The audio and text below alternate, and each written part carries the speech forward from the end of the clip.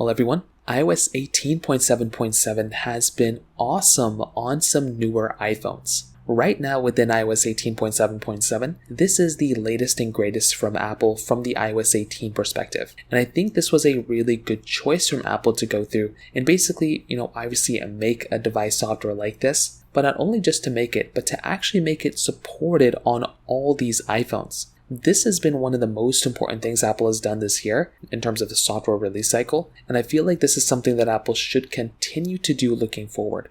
Now, for me personally, I do think when I look at something like iOS 18.7.7, this is a bug fix update. There's nothing more to it, it's nothing crazy. But the thing I really do like and I really do appreciate about iOS 18.7.7 was that Apple pushed this out for all iPhones and all supported devices. That right there was a really nice thing they did, but on top of that, on the latest and greatest iPhones, on the newest iPhones, this update is actually working out pretty well. So that is another really nice thing that I like here. So if you are going through and installing iOS 18.7.7, I think a very important thing to keep in mind here is that this is going to be an update that's definitely going to get better. And on the latest and greatest iPhones, on the iPhone 16s, 15s, 14s, those types of iPhones, they're giving me a really good experience, and I'm very happy about my experience so far on this version of software. If you have any other thoughts or questions, please let me know in the comment section below. Hit the like button, that will mean so much, but definitely hit that subscribe button. More importantly than everything else, I love every single one of you guys. Hopefully I'll catch you guys in the next video.